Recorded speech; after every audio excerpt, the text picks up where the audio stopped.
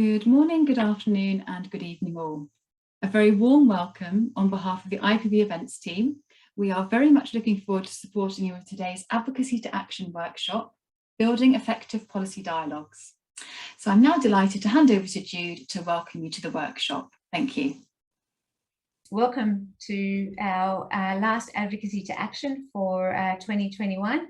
It's really exciting to be in session 6. And thank you so much everyone for joining us, especially at such a busy time of the year.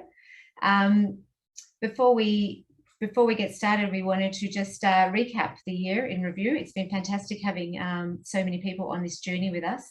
And as you well know, Advocacy to Action was a 6-part series where we started in April, introducing the new Global Eye Health Agenda. In May, we looked at evidence-based advocacy. In June, we were looking beyond eyes and particularly looking at the link to the Sustainable Development Goal agenda. In August, we looked at advocacy strategies and tactics. In September, it was community voices in advocacy, which we workshopped with many groups. And today we are finally here for session 6 on building effective policy dialogues. It's been wonderful to have so many people on our journey. Over this course of this year, just seeing if my slide works, we've had so many fabulous speakers, and thank you to any speakers that have spoken that are on board today as well.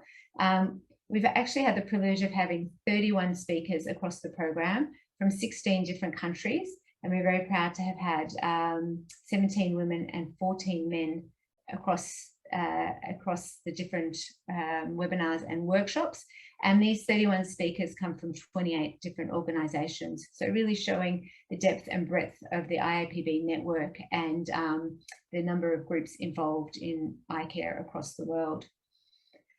On top of having wonderful speakers, we have also had over 500 attendees take part in the program from more than 50 countries, which has been really, really fantastic and really enriched everything that we've done by having workshops that have so many people with different perspectives in it.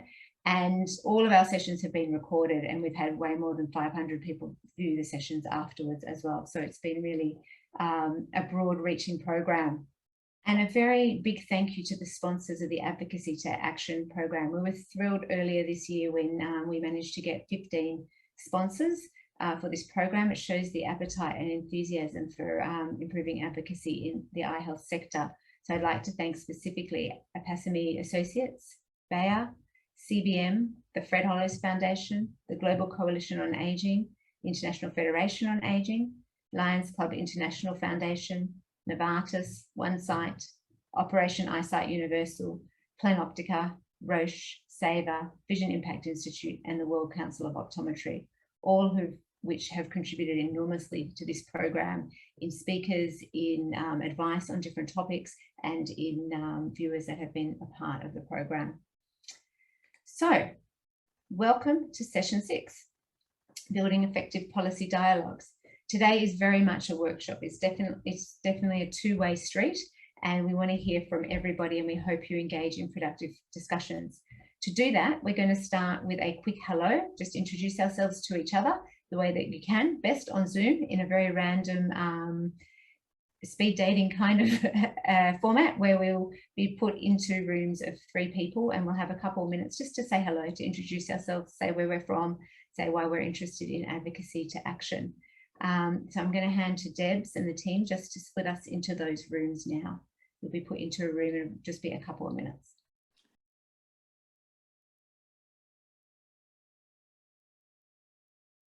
Thank you. I hope everyone managed to have a quick chat to someone new, or an old friend, or someone you've seen before around the sector and haven't had a chance to introduce yourself. As I said earlier, when we came back, I got put in a room with an old friend, so it was lovely to catch up. She's in Colombia and I'm in Sydney, and given the last 18 months, we certainly haven't had an opportunity to catch up. So I hope everyone met someone new or had a chat with an old friend. So this workshop is, the learning objectives of the workshop is really for everybody to think about using a policy dialogue framework to be able to inform the process of doing policy dialogues in your context. To be able to identify stakeholders that you will collaborate with in advance of the policy dialogues. To be able to comfortably and confidently discuss global eye health policy priorities with colleagues, collaborators, and really anyone who's interested.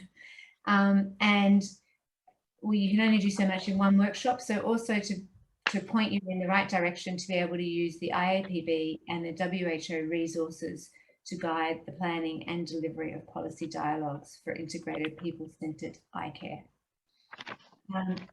So today we are really excited to be joined by some, oh sorry, this is the session plan, and then we'll get to the facilitators. So there are broadly four key parts to today. First of all, we're going to have an activity where we're looking at policy change, what kind of policy change we would like to make, and which stakeholders we need to bring along the journey with us. The second activity, we'll be looking at that in a little bit more depth. So looking at the stakeholders, we'll map them and see who are the ones we need to engage with in which different kinds of way, and then have a look at the different policy hooks that are relevant to different stakeholders and the different formats of policy dialogues that might be of interest for those groups. And I'll talk these through a little bit further when we go to each activity.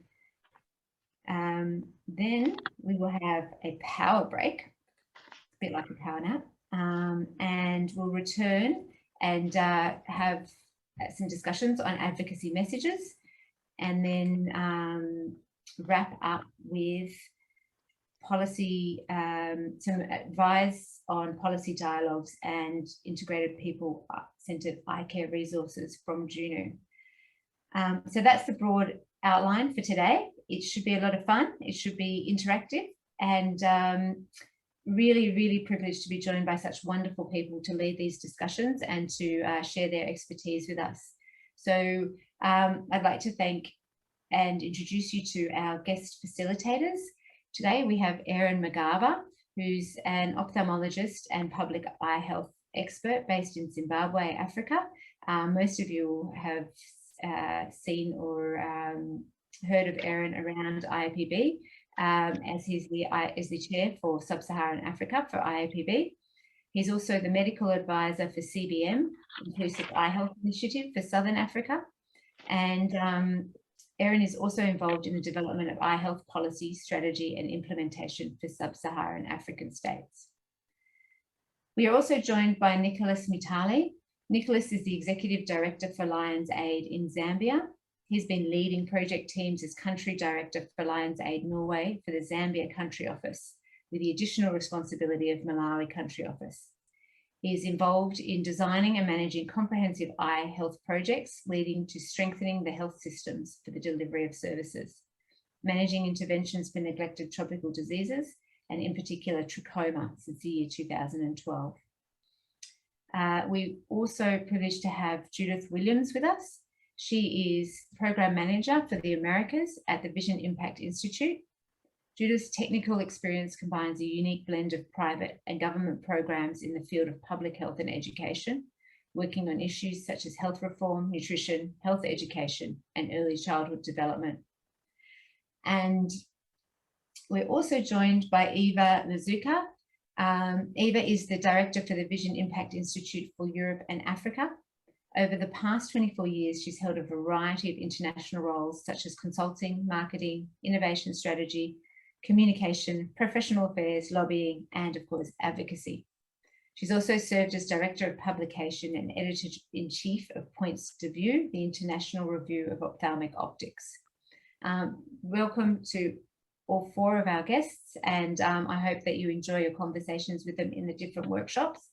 To help facilitate the workshops, we have some of our IAPB friendly faces that I hope most of you know. Drew Keys, who is the Western Pacific Regional Manager, Simon Day, who is our Africa Program Manager, Jessica Thompson, who is the Head of Policy and Advocacy, Yuda Sapkota, who is a Southeast Asia Regional Manager, Junu Shretsa, sorry Junu if I mispronounced that, Policy and Advocacy Manager, and Holly Eindale, Policy and Advocacy Officer. So we have a wealth of experience between everyone in that, in our facilitator guide. So please ask questions and discuss your different contexts with them in your rooms. So what exactly are we going to be doing? Activity 1 is about policy change and stakeholders. So when you go into your room, we're going to be working through a case study together where we have devised a background made up case based on similar countries for you to think about for policy dialogues. So the first question that we're going to ask in the activity room is, what is the change you would like to see? And based on what's in the case, there'll be a Jamboard for you to be able to actually add in your own suggested changes. So where you can see the post-it notes with A, B, C, D, we'll remove the A, B, C, D, and you can add in your views of what should be suggested as changes. And then as a group, we'll select the main change that we want to advocate for. Once you've completed that, the second question we'll be looking at is who are the stakeholders that you will need in the dialogue. And again, we'll have a Jamboard where you can map out the stakeholders for your particular case, maybe things like Ministry of Health, or it could be international donors, or it could be community groups. Depends on your case study, and that's for you to brainstorm together. You'll go into the different rooms where our facilitators will give you links to the Jamboards and talk you through the activity. So just before we split into the groups, I'm going to hand over to Debs just to talk you through the group process.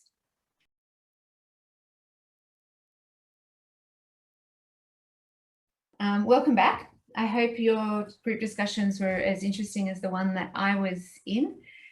We all had different case studies, so my summary that I'm going to give you will be a bit different for each room, but hopefully some of the threads of the conversations were similar.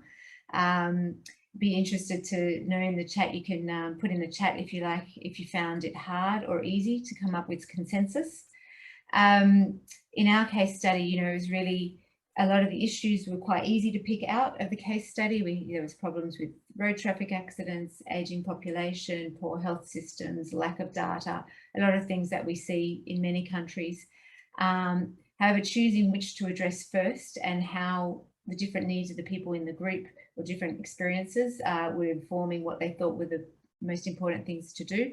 We had a wide variety of suggestions, and really the crux of our discussion came to that people felt strongly that we needed to do something, to have a topic or a change that would change the system so that the effort was long lasting, and that we look at changing the system broadly, not just like to the delivery of primary eye care services, but thinking about what's going to create the demand from the demand side, so the beliefs and the health promotion side, so addressing stigma, to be able to make sure people actually want to get eye care services, as well as doing the systemic service delivery changes at the same time.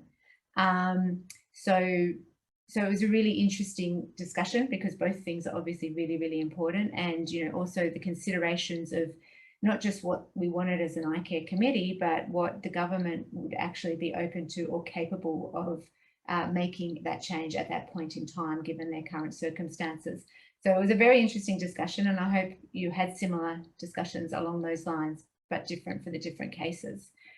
We're going to move to the second part of the activity now, where we're going to go back to our case studies, and this time we're really going to look at the stakeholders. So there was a sample list of stakeholders given at the end of the last session. You can add to that list depending on you might have already done this, our group ran out of time, but add to that list that are appropriate for the actual case study. And then we're going to look at mapping them on a stakeholder matrix where we can look at how much influence and interest each particular stakeholder has. And when we map, we're not going to map all of them, we'll map a few of them. So again, you can put the stakeholders into the post-it notes and then move them around this grid, and we can discuss where to put some of the key ones. Once we've completed this activity, we will look to then choose a couple of the stakeholders as examples and think about which stakeholder we would what policy hook or key message we really want to get across to that stakeholder and how we might do it. So here is just an example of the stakeholder might be the Minister of Education. Very roughly, the policy hook might be around school health programs being cost effective. And we might do that through a government workshop or perhaps something within a good school setting to be able to actually bring together the Minister of Education, health departments and finance departments. That's just one example. Depending on your case study, it could be, there could be all kinds of different policy hooks and dialogue formats. So we're going to break back into our other group and run through this activity now. So I'm again going to hand to Debs just to help transition us into the rooms. And yeah, I hope you continue some interesting discussions.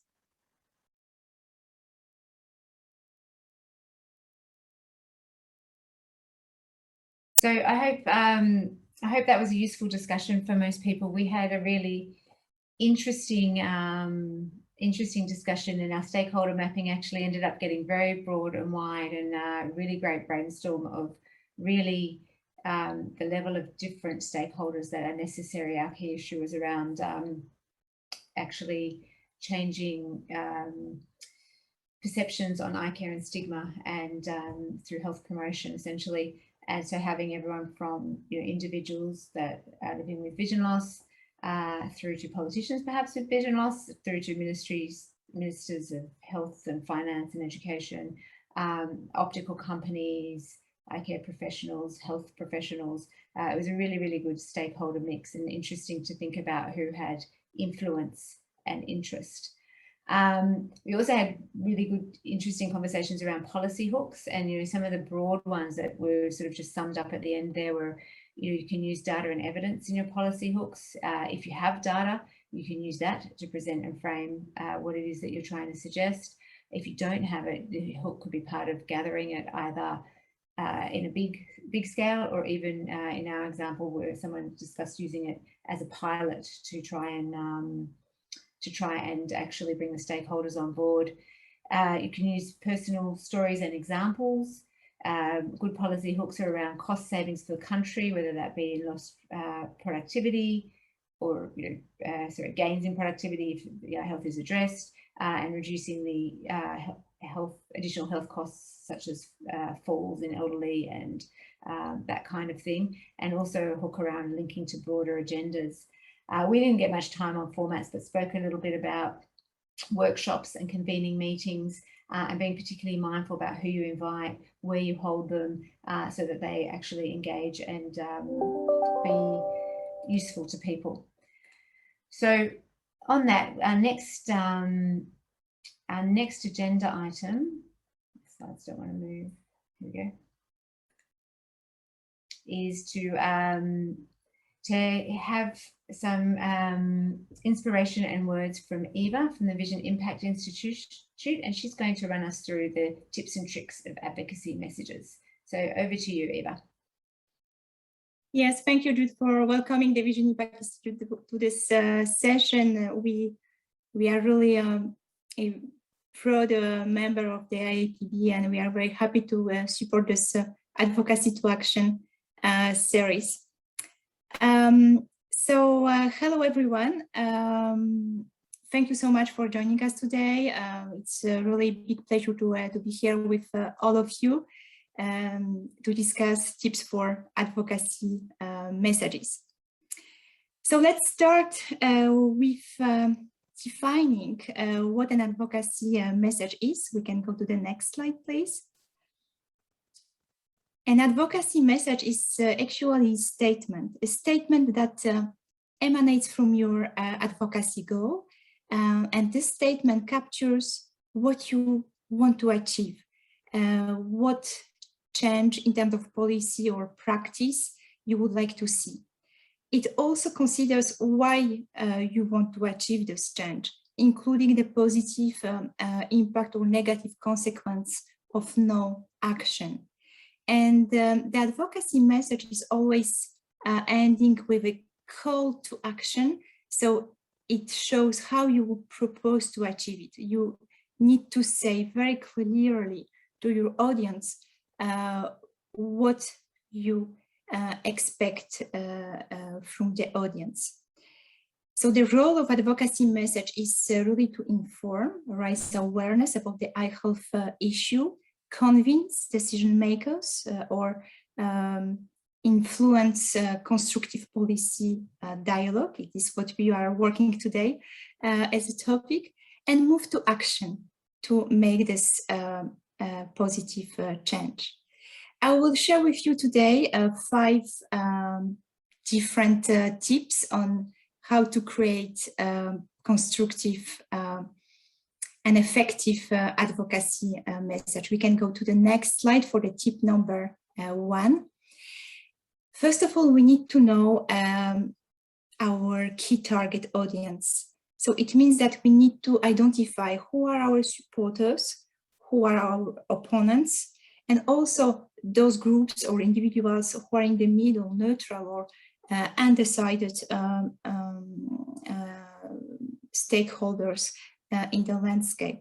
This will help us to determine primary and secondary audiences and focus on the key target audience who can help you to achieve your goal and know what will motivate this audience to act.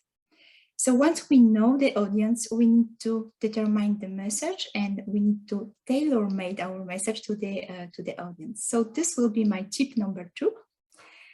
The message must be tailor-made to the audience. It's the next slide. Thank you. And it is really critical to create a message that takes into account the audience's level of understanding and awareness. It should be engaging, appealing to hearts and minds. It should use appropriate language. Please remember that in our messaging should avoid really any jargon, any acronyms, technical terms. For example, you can prefer to say, we need to eliminate and correct the refractive error instead of saying URE. There may be, policymakers who not necessarily understand what URE is. So we need also to connect to our audience's values and political views, consider cultural differences and self-interest. You can show your audience how the interest fits with what they care about and what they need. The tip number 3, we go to the next slide, is about the message itself. The message should be simple, concise, and strong.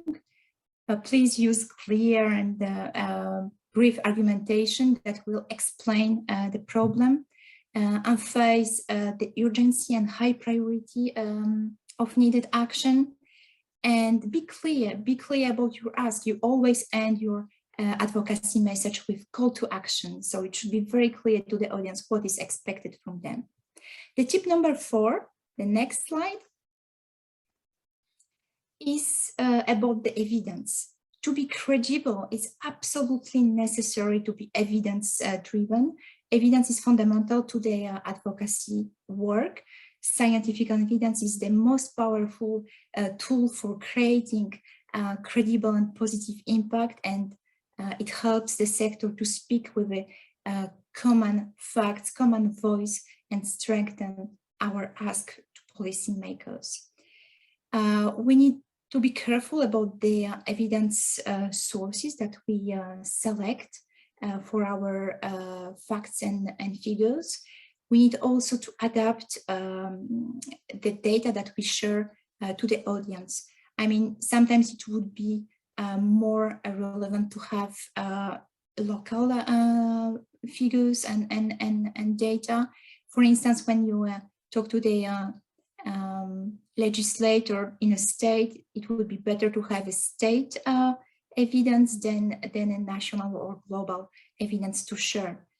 And please choose also an effective and convincing messenger. That's very key. It will help you to be credible. And the more voices we have, the more powerful we are. So we need to partner with thought leaders, with prominent experts, scientists, advocacy groups, or eye health individuals who are credible and convincing. The last tip for the advocacy message, number 5, is about being consistent. We need to be consistent in visual style, tone, and format when we fit our advocacy message to different communication channels. And there are many. You can use the virtual meetings like the one today, or in-person meeting. We can work with different materials, policy brief, white papers, fact sheet, press release, or we can use also media, web, print, radio, television, digital, or social media. There are many, but the key tip is really we need to remain consistent. The message should be consistent across all that material. It's really important. And it's also, I would add, it's really important also to monitor the feedback. Welcome any feedback, even negative feedback about your message, because it will help you to adjust and evaluate the progress against objectives. So the next slide, I would like to just show you very quickly what's the 1-minute message. You know, the advocacy message could be also an elevator message when you have just 30 seconds or 1 minute at maximum to share your position with a policymaker when you are in the elevator, for instance. And there are 4 capital components: the statement, evidence, example, and call to action. And here I put one example using the call for action, you know, for comprehensive eye exam in preschoolers. So you can start with the statement saying that in the 21st century, it's absolutely appalling that millions of children attend school classrooms with uncorrected poor vision.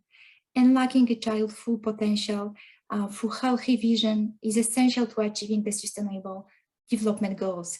And the opportunity to act is now. We need your help.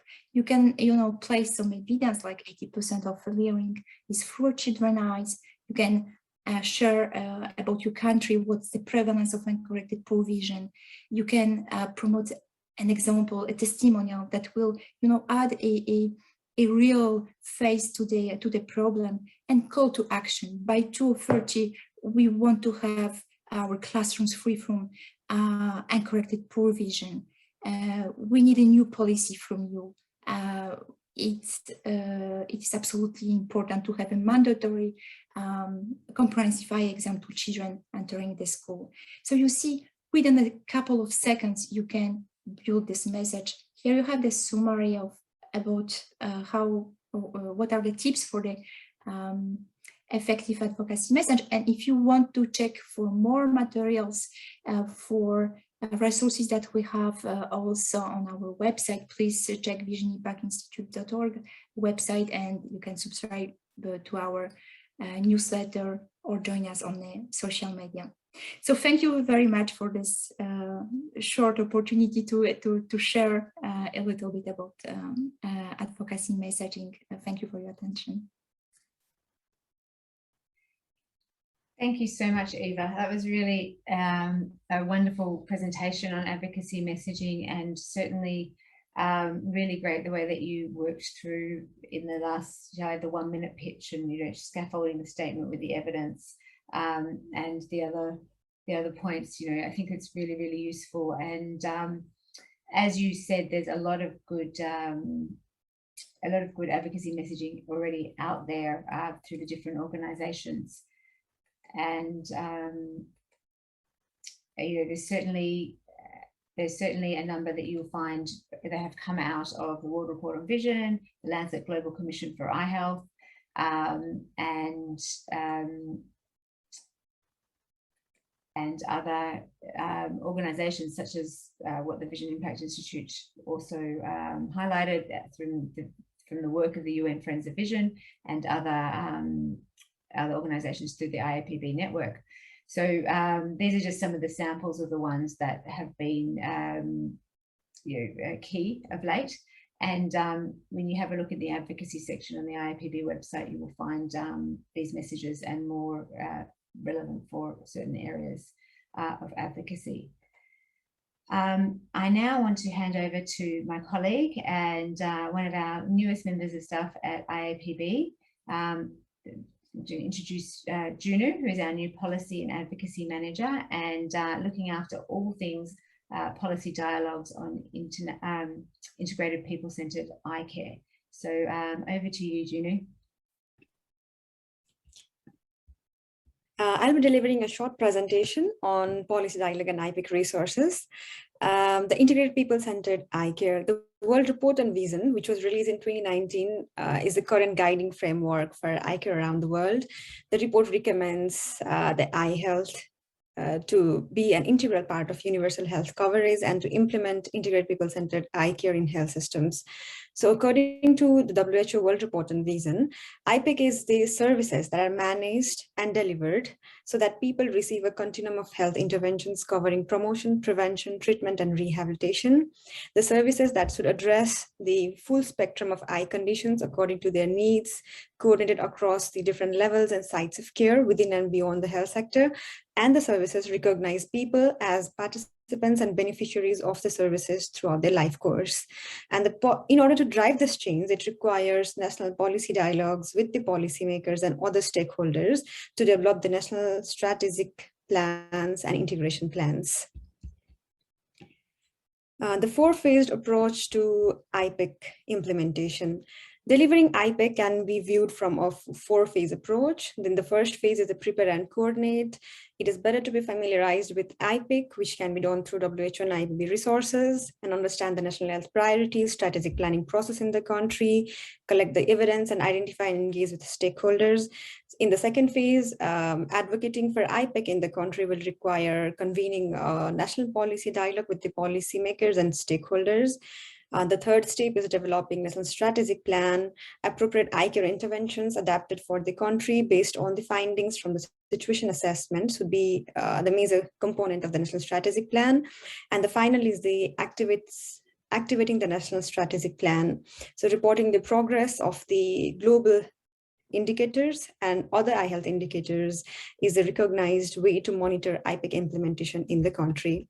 So what is a policy dialogue? Policy dialogue is a structured decision which is intended on developing or implementing a policy change.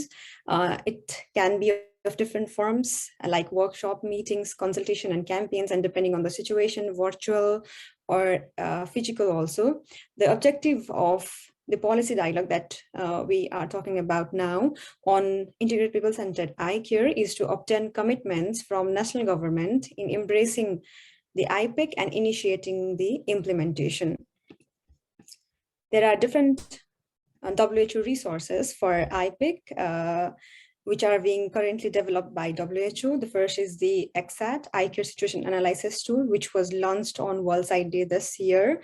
And this basically helps in answering what is the current situation of eye care sector, what are the priority areas that need to be addressed in the strategic planning, and the possible areas to address gap in the eye care sector.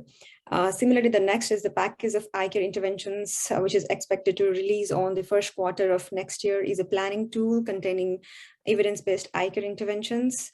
The eye care competency framework, again expected to be released on the first quarter of next year, is a tool to provide a global standard of eye care competencies that will assist in workforce planning and development.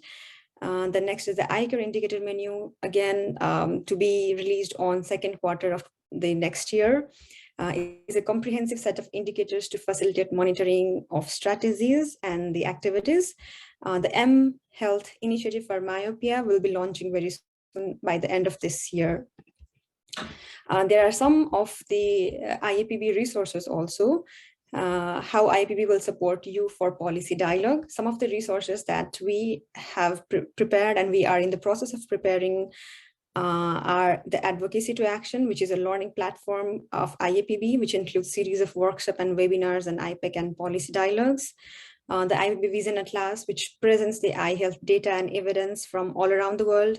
The IPEC learning model specifically focused on what IPEC is and how to implement IPEC in a specific country scenario will be available very soon. Similarly, the IPEC Advocacy Toolkit, a guide specifically focused on how to do an advocacy on IPEC and initiating policy dialogues in the country will be available very early next year. Thank you so much for listening to my presentation.